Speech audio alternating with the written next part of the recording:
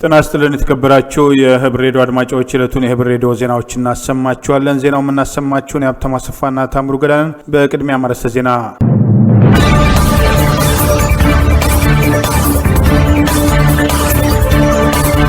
የጆ ባይደን አስተዳደር በአባይ ጉዳይ መምከሩ፣ በኦሮሚያ ልዩ ኃይል በአማራ ተወላጆች ላይ ተኩስ ከፈተ መባሉ፣ ከምርጫው በፊት በኦሮሚያ ክልል አፈሳ መጀመር፣ በትግራይ ያለው ሁኔታ በገለልተኛ አካል እንዲጣራ መጠየቅ፣ የልዩ ኃይል ይፍረስ መዘዝና ሌሎችም ወቅታዊ መረጃዎች አሉን። ዝርዝሩን እነሆ።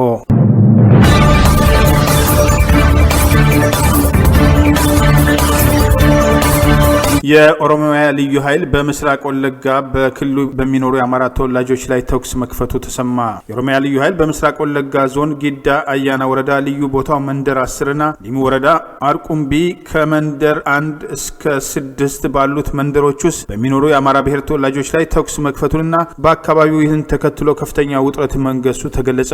ጋዜጠኛ ያለለት ወንድዬ በአካባቢው ለተኩሱ መነሻ ምክንያት የሆነውን ባይታወቅም የኦሮሚያ ልዩ ኃይል ተኩሱን ተከትሎ ውጥረት እንዳለ በአስቸኳይ መፍትሄ እንደሚያስፈልገው ጠቅሷል። የመከላከያ ኃይል ደርሶ ሁኔታውን ካላረጋጋው እጅግ አደገኛ ሁኔታ ሊፈጠር ይችላል ሲል ከወዲሁ አስጠንቅቋል። ይህ በእንዲህ እንዳለ የኦሮሚያ ክልል ልዩ ኃይል ፖሊስ ኦነግ ሽኔ በክልሉ የሚኖሩ የአማራ ብሔር ተወላጆች ላይ በምዕራብና በምስራቅ ወለጋ በተለያዩ ጊዜያቶች ጥቃት ባደረሰበት ወቅት ቆሞ አይቷል፣ እርምጃ አልወሰደም በሚል ይወቀስ የነበረ ሲሆን በተለይም በወለጋ ጉሊቶ የመከላከያ ኃይል ከአካባቢው ከወጣ በኋላ የኦሮሚያ ልዩ ኃይል ጥበቃ ሳያደርግ የኦነግ ሽኔ ታጣቂዎች በእግራቸው ተተክተው ለስብሰባ ትፈለጋላችሁ በሚል በትምህርት ቤት ውስጥ በሰበሰቧቸው የአማራ ብሔር ተወላጆች ላይ ህፃን ሴት ሳይሉ በከፈቱት የሩምታ ተኩስ ከ100 በላይ ንጹሃን ከተጨፈጨፉ በኋላ ክልሉ ድርጊቱን ለማስቆም ወሰድኩት ካለው እርምጃዎች አንዱ ከኦነግ ሽኔ አባላት ጋር ይሰሩ የነበሩ ያላቸውን ከ1000 በላይ የኦሮሚያ ልዩ ኃይሎችን ከስራ ማባረሩን ይፋ ማድረጉን ጠቅሰን መዘገባችን ይታወሳል። የኦሮሚያ ክልልም ሆነ የፌዴራል መንግስቱ ዛሬ በምስራቅ ወለጋ የተፈጠረውን ውጥረት በተመለከተ ይህ ዜና እስከተጠናቀረበት ድረስ የሰጡት መግለጫ የለም። ይህ ህብር ሬዲዮ ወቅታዊ መረጃ ምንጭ ነው። በህወሓት አንጃ በትግራይ ክልል ውስጥ በመከላከያ ሰራዊቱም የሰሜን እዝ ላይ የፈጸመውን ጭፍጨፋና ዝርፊያን ተከትሎ በክልሉ ከተካሄደው የህግ የበላይነትን የማስከበር እና የጸረ ህወሓት አንጃ ኦፕሬሽን ጋር በተያዘም ተፈጥሯል የተባለው የሰብአዊ መብት ጥሰትን የሚያጣራ ዓለም አቀፋዊ ቡድን ወደ ክልሉ ዘልቆ እንዲገባም ተጠየቀ። መቀመጫውን በአሜሪካ ኒውዮርክ ግዛት ያደረገው የሰብአዊ መብት ጥበቃ ሁማን ራይትስ ዎች ዋና ዳይሬክተር የሆኑት ኬንዝ ሩት ሁኔታውን በማስመልከት በወዳጆች ትስስር ገጻቸው እንዳሰፈሩት ከአካባቢው ከሚወጣው እጅግ የጦርነት ነክ የሰብአዊ መብት ረገጣ አኳያ የተባበሩት መንግስታት የሰብአዊ መብት ከፍተኛ ኮሚሽን ዩኤንኤችሲአር ወደ አካባቢው እውነታ አፈላላጊ ቡድን በመላክም ተፈጽሟል የተባለውን መብት ረገጣም ጥሰትን እንዲመረምርና ተፈጽሟል ስለተባለውም የመብት ረገጣም ተገቢውን ማረጋገጫ ሊያመጣም ይገባል ሲሉም ኬንዝ ጥሪ አቅርበዋል።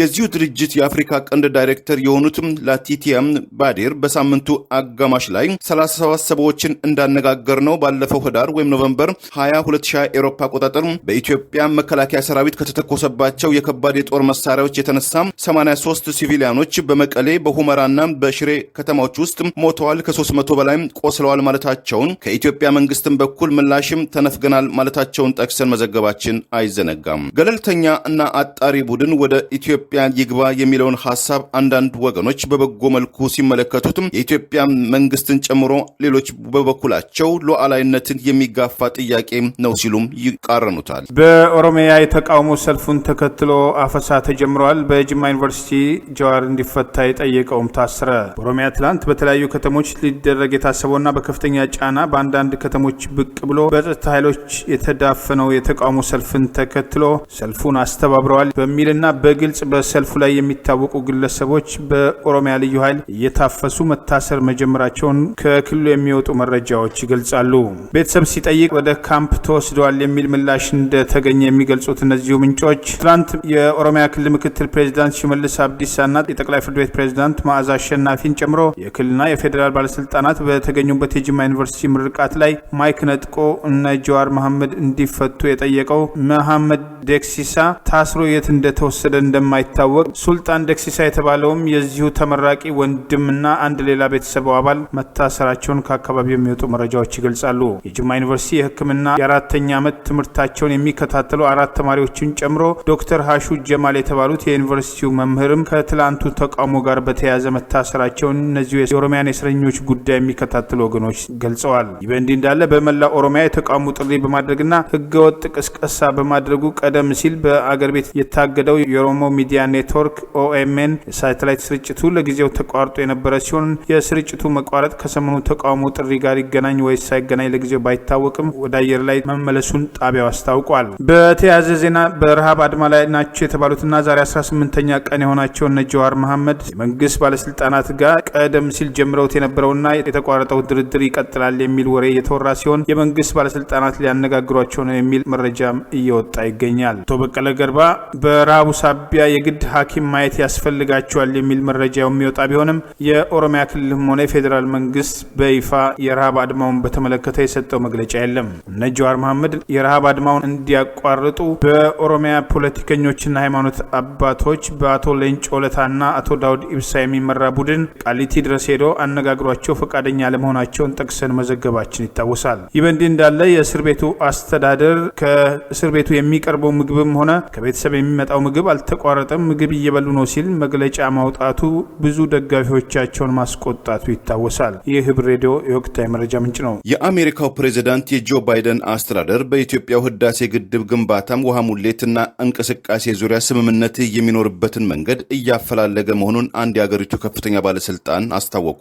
በአሜሪካው የውጭ ጉዳይ ሚኒስትር ወይም ስቴት ዲፓርትመንት አፈቀላጤ የሆኑት ሳሙኤል ዌርበርግ ማሆሂር ከተባለም የግብጽ ቴሌቪዥን ጋር ባደረጉት ቃለ ምልልስ አሜሪካ በውሃ ጉዳዮች ከጎረቤቶቿ ማለትም ከሜክሲኮና ከካናዳ ጋር ከስምምነት እንደደረሰች ሁሉ በኢትዮጵያ በግብጽና በሱዳን መካከልም የተፈጠረው የህዳሴ ግድብ ግንባታ ተቃርኖ መፍትሄ ሊበጅለት ይችላል ብለዋል። የፕሬዝዳንት ባይደን አስተዳደር በህዳሴው ግድብ ዙሪያ ምን አይነት ሚና ሊጫወት ይችላል ለሚለው ጥያቄ ባለስልጣኑ ሲመልሱ በመጀመሪያም ስለ ሁኔታው በጥልቁ እንመልከተው፣ የቀደመው የአሜሪካ አስተዳደር የተከተለው መንገድንም እንፈትሸው ያሉትም አፈቀላጤው ሳሙኤል ከዚህ በኋላ የአሜሪካ ሚና በአደራዳሪነት ወይም በድልድይነት ስለሚኖረው ንግግር ወይም ቴክኒካዊ እገዛ እንመለከተዋለን በማለት የመንግስታቸውን አቋምን የገለጹ ሲሆን ሶስቱ አገራትም ማለትም ኢትዮጵያ፣ ግብጽና ሱዳን የጋራ ስምምነት መድረክ ይፈጥራሉ ብለው እንደሚያስቡና ተስፋ እንዳላቸው በመጠቆም በግብጽም በነበርኩበት ወቅት ግብጻውያኖች ለኢትዮጵያኖችና ለሱዳናውያን ወንድሞቻቸው ያላቸውን አመለካከት ታዝቤያለሁ በማለት አባይ የመተባበር እንጂ የመነቋቆር ምክንያት ያለ መሆኑን አክለው ጠቅሰዋል። የቀድሞው የአሜሪካ ፕሬዝዳንት ዶናልድ ትራምፕ ከግብጹ ፕሬዝዳንት አልሲሲ ጋር ከነበራቸው ቀረቤታም አኳያም ለስምምነትም ካልደረሳችሁ ግብጽ ህዳሴውን ልታፈነዳው ትችላለች በማለትም ማስፈራራታቸውን ተከትሎም ከኢትዮጵያኖች በኩል ብርቱም ተቃውሞ እንደገጠማቸውና የግብጽን ፍላጎትም ለማሟላት ሲሉም ትራምፕ ከአሜሪካ ግብር ከፋዮች ለኢትዮጵያ ይሰጥ የነበረውን 130 ሚሊዮን የአሜሪካን ዶላር ማገዳቸው አይዘነጋም። በትግራይ ጠቅላይ ሚኒስትሩን አስተዳደር እና እርምጃ ይደግፍ የነበረ በኤርትራ ወታደሮች ሳቢያ ተቃውሞ ማቅረብ ጀመረ። የኤርትራ ወታደሮች የአዴግራት ዩኒቨርሲቲን ሙሉ ለሙሉ እንዲወድም አድርገዋል። መንግስት ሁኔታውን መሸፋፈን የለበትም፣ ይቅርታ መጠየቅ አለበት ሲል በትግራይ በህወሓት ላይ የተወሰደውን እርምጃ የሚደግፍ ማህበራዊ ሚዲያ ይፋ አደረገ። የአዴግራት ዩኒቨርሲቲ ሙሉ ለሙሉ በሻቢያ በመውደሙ የዩኒቨርሲቲው ተማሪዎች በትላንትና በመቀሌ ዩኒቨርሲቲ ትምህርታቸውን እንዲጨርሱ ተደርገው መመረቃቸውን ያስታወሰው ግዕዝ የተሰኘው ይኸው ማህበራዊ ሚዲያ የሻቢያ ሰራዊት በትግራይ ያልፈጸመው ግፍ የለም፣ ይሄ እውነት ለማረጋገጥ የትግራይ ህዝብን መጠየቅ ይገባል፣ ህዝብ ያየው ጉዳይ ነው፣ በመደባበቅ አይፈታም ያለ ሲሆን መፍትሄው ይቅርታ ነው፣ መፍትሄው የሻቢያ ሰራዊት አሁንም ከድርጊቱ እንዲቆጠብና በአስቸኳይ እንዲወጣ ማድረግ ነው ሲል ጽፏል። የጠቅላይ ሚኒስትር አብይ አስተዳደር አገዛዝ ደጋፊና የብልጽግና ፓርቲን የሚደግፈው ይኸው ማህበራዊ ሚዲያ የትግራይ ህዝብ በሻቢያ የደረሰው በደል የኢትዮጵያ መንግስትም ካላወገዘ በቀር አሻንጉሊት ትግርኛ ተናጋሪ ልኮ ማስተዳደር አይቻልም ሲል ወቀሳውን ጽፏል። የትግራይ ታሪክ የኢትዮጵያ መሰረት ነው። የትግራይ ህዝብ ታሪክ፣ ክብርና ሀብት ያወደመው የሻቢያ ወታደር የማያወግዝ ማንኛውም ኢትዮጵያ የትግራይ ህዝብ ወንድም ህዝብ ነው ማለት አይችልም ያለው ይኸው ሚዲያ የትግራይ ህዝብ በሻቢያ የደረሰው በደል ኢትዮጵያ መንግስትም ካላወገዘ በቀር አሻንጉሊት ትግርኛ ተናጋሪ ልኮ ማስተዳደር ከባድ መሆኑና የትግራይ ህዝብ ለውጥ ፈላጊ ነው፣ ነገር ግን ከህወሓት የተሻለ አስተዳደር ይፈልጋል። ታሪኩ፣ ክብሩና ሀብቱ ያወደመለት የሻቢያ ሰራዊት እንዲወጣ ይፈልጋል። ከአማራ ክልል ያለው የአስተዳደር ውዝግብን በቶሎ እልባት እንዲሰጠው ይፈልጋል ሲል ጽፏል። የፌዴራል መንግስት የወደሙ ንብረት በቶሎ እንዲክስ ይጠበቃል። ይህ ሳይሆን ቀርቶ ግን የትግራይ ህዝብ በኃይል በጭቆናና አሁን ባለው መንገድ ቀጥሎ ማንበርከክ አይቻልም። ይህ በደል ተጠናክሮ የሚቀጥል ከሆነ ወደማያባራ ህዝባዊ ጦርነት ውስጥ ይገባል ሲል አስጠንቅቋል። የትግራይ ጊዜያዊ አስተዳደር የኤርትራ ወታደሮችን በተመለከተ ዛሬም ድረስ በይፋ ያልጠየቀ ቢሆንም ከራያና ወልቃይት የአማራ ልዩ ኃይል እንዲወጣ ደጋግመው ሲጠይቅ መቆየቱን ጠቅሰን መዘገባችን ይታወሳል። የፌዴራል መንግስት እስካሁን የኤርትራ ወታደሮችን በተመለከተ በይፋ የሰጠው ምላሽ የለም። ይህ ህብር ሬዲዮ ወቅታዊ መረጃ ምንጭ ነው። የኢትዮጵያውን አልፋሽካ መሬትን በወታደራዊ ኃይልና በግርግር የያዘው የጎረቤት ሱዳን ጦር ወረራውን በማካሄዱ ውለታ ይሆን ዘንድ የአገሪቱ ብሔራዊ ባንክ የገንዘብ እርዳታ ለመከላከያው ሰጠም። በድንበር ይገባኛል ጉዳይ ዙሪያ እስራኤል ጣልቃ እንድትገባም ተጠየቀ። የአገሪቱ ዜና አገልግሎትም ሱና እንደዘገበው የሱዳን መከላከያ ሰራዊት በሁሉም አቅጣጫዎች ላደረጋቸው መስዋዕትነት በተለይ ከኢትዮጵያ ጋር በምስራቅ የአገሪቱ ክልል የሽግግር መንግስቱ ሰራዊት ላደረገው ውጊያና ለከፈለው መስዋዕትነት ክብር ይሆን ዘንድ የኦምድሮማን ብሔራዊ ባንክ ለመከላከያው የ20 ሚሊዮን የሱዳን ፓውንድ እርዳታ በባንኩ ዳይሬክተር ዶክተር አብዱል ሐሚድ መሐመድ አማካኝነት ለሽግግር ምክር ቤቱ ሌተና ጀነራል አብዱራህማን መስጠቱን ሱና ዘግቧል። ዶክተር አብዱል ማሂድም ስጦታውን በማስመልከት በሰጡት አስተያየት የሱዳን የመከላከያ ሰራዊት የአገሪቱን ደህንነትና አንድነትን እንዲጠብቅ በማድረጉም አክብሮታችንን እንገልጻለን። በተለይ ደግሞ ከኢትዮጵያ ጋር በድንበር ይገባኛል ጥያቄ ዙሪያ የመከላከያ ሰራዊታችን ለከፈለው መስዋዕትነት ታላቅ አክብሮት አለን ብለዋል።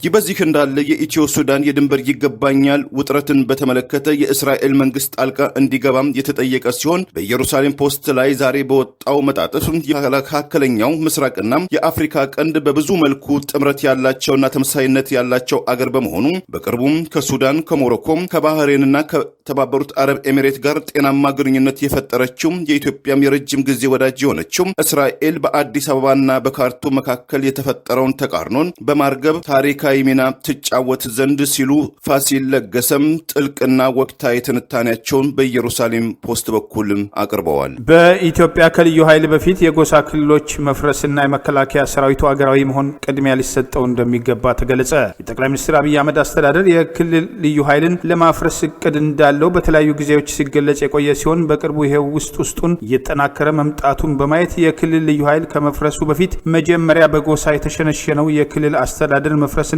መከላከያም አገራዊ መልክ መያዝ እንዳለበት በመግለጽ ይህ ሳይሆን የክልሉ ልዩ ኃይል ይፍረስ ማለት በተለይ ለአማራው አደገኛ መሆኑን በአሜሪካ ማሳቹሴትስ ኮሌጅ የዓለም አቀፍ ሕግና የሰብአዊ መብት መምህር የሆኑት ዶክተር ሰማይ ጋሹ ገለጹ። ዶክተር ሰማይ ጋሹ በማህበራዊ ሚዲያ ዛሬ እንደገለጹት ልዩ ኃይል የሚባለው አደረጃጀት በአገር ህልውና ላይ የደቀነው አደጋ ግልጽ ነው። ነገር ግን የጎሳ ፌዴራሊዝም ሳይፈርስ የልዩ ኃይልን ማፍረስ በራሱ መፍትሄ አይሆንም ያሉ ሲሆን ወያኔ መከላከያውን በመቆጣጠር 27 ዓመታትን የሰራችውን ዘረኝነት ኦህዴድም ለመድገም መከላከያውን እየተቆጣጠረ ባለበት ሁኔታ ውስጥ ልዩ ኃይል ይፍረስና በመከላከያ ስር ይሁን ማለት መከላከያው የኦሮሞማ ልዩ ኃይል የሚሆንበትን እድል የሚፈጥር አደገኛ እርምጃ መሆኑን ከስጋታቸው ጋር አያይዘው ገልጸዋል። በወያኔ ዘመን እንደነበረው የአንድ ቡድን መፈንጫ የሆነ መከላከያ ባለበት ልዩ ኃይል ይፍረስ ማለት ከሞይን ደጅ ሞፈር ለመቁረጥ እንደመሞከር ነው ያሉት ዶክተር ሰማይ ጋሹ በተለይ ዘረኝነቱ እየተጠናከረ ባለበት ሁኔታ ልዩ ኃይል ይፍረስ ማለት አማራውን አደጋ ውስጥ የሚጥለው ስለሆነ አዴፓ በኦሮሞማ ኃይል ማዘናጊያ ተጠልፎ ልዩ ኃይልን ያፈርሳል ብዬ አልጠብቅም ሲሉ ጽፈዋል። ጥያቄ መሆን ያለበት ልዩ ኃይል ከመፍረሱ በፊት የጎሳ ክልሎች ይፍረሱ ሲሉ ጥሪ አቅርበዋል። ይህ በእንዲህ እንዳለ መንግስት የልዩ ኃይልን ለማፍረስ በተለይም የአማራ ልዩ ኃይልና ፋኖ ላይ ያተኮረ እቅድ እንዳለው በሰላም ሚኒስቴር ስር ጉዳዩን የሚያጠና እንቅስቃሴ መጀመሩን ጠቅሰን ከወራት በፊት የዘገብን ሲሆን ፕሬዚዳንት ሳህለወርቅ ዘውዴ የዚህን ዓመት የመንግስት እቅድ የሁለቱን ምክር ቤቶች በከፈቱበት ወቅት ይፋ ሲያደርጉ ህገወጥ ትጥቆችን ማስፈታት የመንግስት ትልቅ ትኩረት መሆኑን መግለጻቸው ይታወሳል። ይህ ህብር ሬዲዮ የወቅታዊ መረጃ ምንጭ ነው። ነጋሲ ኃይሉ አብርሃ የ20 ዓመት ወጣት ሲሆን በኢትዮጵያ የጎዳና ላይ የባይስክል ውድድር ሻምፒዮናም ለመሆን በቅቷል። ነጋሲ ይህንኑም የሳይክል አሸናፊነቱን ህልሙን እውን ለማድረግ ወደ ጣሊያን አገር ለትምህርት በመሄድ በሁለተኛ ዓመት ልምምድ ላይ ይገኛል። ይሁን እንጂ በአፍሪካ ውስጥ የሳይክል ውድድር እንዲጎለብት ከሚያደርገው ኮባካም ከተባለው ቡድን ጋር ወደ ጣሊያን ሮማ የዘለቀው ነጋሲ ባለፈው ህዳር ወይም ኖቨምበር የስልጠና ጊዜውን ጨርሶ ወደ አገሩ ኢትዮጵያ ወደ ትውልድም ስፍራው መቀሌ ለመመለስ ሲል የቡድኑ ኃላፊዎች መካከል አንዱ የሆነው ኬቨን ካምቤል ከወደ ኢትዮጵያ የሚወራው ወሬም ከጆሮው ጥልቅ በማለቱ ህዋት ያስነሳው ግጭት ወደ ትግራይ ወደ መቀሌ በረራ በመቋረጡ በሮማ የሚገኘው የኢትዮጵያ ኤምባሲም ጉዳዩን በማረጋገጡ ኬቨን ነጋሲን በረራውን እንዲሰርዝም እንደመከረውና ሻንጣውንም ከአውሮፕላን ጣቢያም እንዲወርድም እንዳደረገው ባይስክል የተሰኘው ድህረ ገጽ የዘገበ ሲሆን የስልጠና ጊዜውን የጨረሰው አትሌት ነጋሲ በአሁኑ ወቅት በጣሊያን ውስጥም ጥገኛ ለመሆን ተገዷልም ብሎታል። ሰዎች በማህበራዊ ድረገጾች ላይ ከሚያንሸራሽሯቸው የተለያዩ ፎቶችና አንዳንድ ሰዎችም ከሚልኩለት መረጃዎችም ስለ እናቱም ስለ ወንድሞቹ መረጃ እንዳልነበረው የሚናገረው አትሌት ነጋሲ ኃይሉ በቅርቡ እናቱን በስልክ ማነጋገሩን ገልጾም ሌላ ነገርም አትጠይቀን፣ እኛ በጣም ደህና ነን፣ ደህና ሁን፣ እንወድሃለን የሚል አጭር መልእክትን በመስጠትም ስልኩን ትዘጋለች። በአሁኑ ወቅትም የቤተሰቦቼ ነገር በእጅጉ አስግቶኛል፣ ነገር ግን እዚህ የሚረዱኝ ሰዎች በማግኘቴ በጣም ደስተኛ ነኝ። በስልጠናይም ከገፋሁበት ቤተሰቦቼንም እንደምረዳቸው እርግጠኛ ነኝ ብሏል ነጋሲ ባወጣው መግለጫው። የሳይክል ተወዳዳሪነቱንም በተመለከተ የባይስክል ጋላቢ መሆኔ ጠቀመኝ እንጂ በአሁኑ ወቅት ኢትዮጵያ ውስጥ በሆን ኖሮ አደገኛ ነበረም፣ ከትውልድም አካባቢም ብዙ ሰዎችም ይሞታሉ ሲል የነገሮችን ምስቅልቅልነትን አትሌት ነጋሲም ለመጽሔቱም አካፍሎታል። ምክትል ጠቅላይ ሚኒስትርና የውጭ ጉዳይ ሚኒስትር ደመቀ መኮንን ገዢው ፓርቲ ባቀነባበረው ሰልፍ በተረገሙበት ኦሮሚያ ክልል ላይ ነክሰው ዋሉ።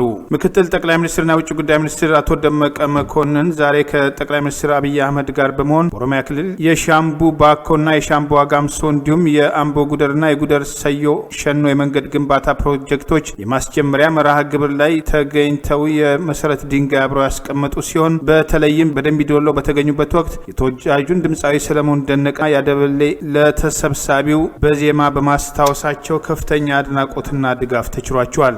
በቅርቡ በኦሮሚያ ክልል ለጠቅላይ ሚኒስትሩ ድጋፍና ኦነግ ሸኔን ለማውገዝ ተብሎ በተጠራው ሰልፍ ላይ ምክትል ጠቅላይ ሚኒስትሩን ጨምሮ የአማራ ሕዝብን የሚያንቋሽሹ አብንና ባልደራስን ከህወሓት ጋር ፈርጀው የሚወነጅሉ መፈክሮች ሲሰሙ እንደነበር ይታወሳል። አቶ ደመቀ በደንቢዶሎ የመሰረት ድንጋይ ማስቀመጥ ላይ ያይዘውም ደንቢዶሎ ሴት ተማሪዎች የሚታገቱበት መሆን እንደሌለበት ለነዋሪዎቹና ለአመራሮቹ በንግግራቸው መልእክት አስተላልፈዋል። በደንቢዶሎ 17 የአማራ ብሔር ተወላጅ የዩኒቨርሲቲ ተማሪዎች 13 ሴቶችን ጨምሮ ባለፈው ዓመት ታፍነው ከጠፉበት ዛሬም ድረስ መጨረሻቸው አልታወቀም። ይህ በእንዲህ እንዳለ ጠቅላይ ሚኒስትር አብይ አህመድ የሻምቡ ባኮን የ60 ኪሎ ሜትር መንገድ ባስመረቁበት ወቅት መንገዱ የትራንስፖርት ጊዜን ከ2 ሰዓት ወደ 1 ሰዓት የሚያሳጥር ሲሆን የህብረተሰቡን ማህበራዊና ኢኮኖሚያዊ ተጠቃሚነት ይበልጥ እንደሚያሳድግ ተናግረዋል። የሁሉም መንገዶች ግንባታ ወጪ በኢትዮጵያ መንግስት፣ በአረብ ባንክ ለአፍሪካ ኢኮኖሚ ልማትና በኦፔክ በጋራ የሚሸፈን መሆኑ ተገልጿል። አንዳንዶች ገዢው ፓርቲ ከምርጫው በፊት የምርጫ ቅስቀሳ ለማድረግ በርካታ የመሰረት ድንጋዮችን እንደከዚህ ቀደሙ ማስቀመጥ ጀምሯል የሚል ወቀሳ ጭምር ማቅረብ ጀምረዋል። ምክትል ጠቅላይ ሚኒስትሩ በደንቢዶሎ ያደረጉትን ንግግርና በወቅቱ የፈጠሩትን ሳቅና ደስታ ምክንያት በማድረግ በኦሮሚያ ክልል የተለያዩ አካባቢዎች ዛሬ በተዘዋወሩበት ወቅት ነግሰው ውለዋል ሲሉ በማህበራዊ ሚዲያ ድጋፍ ጭምር የሰጧቸው አሉ። በተሰደቡበት የኦሮሚያ ክልል ምክትል ጠቅላይ ሚኒስትር ደመቀ መኮንን በዛሬው ዕለት ነግሰው እንደዋሉ አድርገው በማህበራዊ ሚዲያ ድጋፋቸውን የገለጹላቸው አሉ። ታዋቂው ድምፃዊ ሰለሞን ደነቀ ዜማዎችን ሲያስታውሱ በተለይም ሰለሞን ደነቀ ኢትዮጵያዊነትን ጭምር በማቀንቀን የሚታወቅ መሆኑ ይታወሳል። ይህ ህብር ሬዲዮ ወቅታዊ መረጃ ምንጭ ነው። የቀድሞው የአሜሪካው ፕሬዚዳንት ዶናልድ ትራምፕ ምንም እንኳን ከቀረበባቸው የሁለተኛ ዙር የኢምፒችመንት ጥያቄ ውድቅ ቢደረግላቸውም ከፊታቸው የተደቀኑባቸው በርካታ የክስ ድባቦች ትራምፕ እንዴት ማምለጥ እንደሚችሉ ስጋት ውስጥ ገብተዋል ሲሉ የትራምፕ የቅርብ ሰዎች ተናገሩ። በትላንትናው ዕለት በፕሬዚዳንት ትራምፕ የህዝብ እንደራሴዎች ትራምፕ ይከሰሱ ወይም አይከሰሱ የሚለውን ድምፀ ውሳኔ 50ዎቹ የዲሞክራቲክ ፓርቲ የህዝብ እንደራሴዎች ሙሉ በሙሉ ትራምፕ ይከሰሱ ወይም ኢምፒች ይደረጉ በማለት ቢደግፉም ይህንኑ ሀሳብን 7 ሪፐብሊካኖች ባልተጠበቀና በአስገራሚ ሁኔታ ቢቀበሉትም ትራምፕን ለመክሰስ 17 የሪፐብሊካኖች ድምፅ ይሁንታ አስፈላጊ በመሆኑ የተወጠነው ጸረ ትራምፕ የፍርድ ቤት ሂደት ወይም ኢምፒችመንት ሳይሳካም ቀርቷል።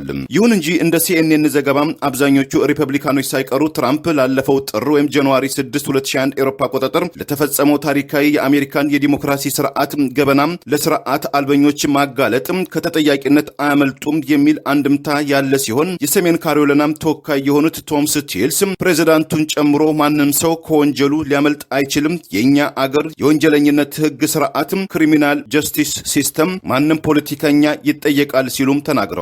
ትራምፕ ኢምፒች መደረግ የለባቸውም ያሉትም በምክር ቤቱ ውስጥ የአናሳው የሪፐብሊካኑ ፓርቲ መሪ የሆኑት ሚች ማክኔል ይህንኑ ያረጋገጡ ሲሆን ኢምፒችመንትም የለም ማለትም ተጠያቂነት አይደለም ማለት አይደለም በማለትም የትራምፕን ተጠያቂነትም አስረግጠው አመላክተዋል።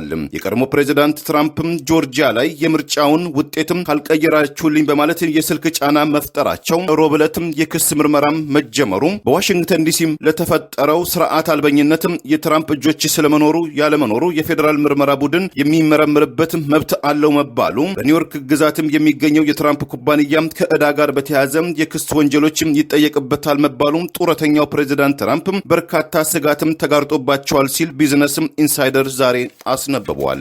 ምንም እንኳን ስልጣናቸውን ከለቀቁ በኋላ ፕሬዚዳንት ትራምፕ ከህገ መንግስቱ አግባብ ውጪ ኢምፒች ይደረጉ ተብሎ ክስ ለሁለተኛ ጊዜ በአሸናፊነት ቢወጡም በአሜሪካ ታሪክ ውስጥ ትልቅ ስህተት የሰሩ የፍትህ ስርዓቱን ከጥያቄ ውስጥ የዳረጉ ተብለው በገዛ ፓርቲያቸው ሰዎችም የተወቀሱ ወይም የተጠረጠሩ ሲሆን ፕሬዚዳንት ትራምፕ ኢምፒች መደረግ የለባቸውም ያሉ ሪፐብሊካኖች ከአሜሪካ የህግ ስርዓት ይልቅ ወይም ህገ መንግስታዊ የበላይነት ማስከበር ይልቅ ለወንበራቸው የተጨነቁ ይመስላሉ አስብሏቸዋል።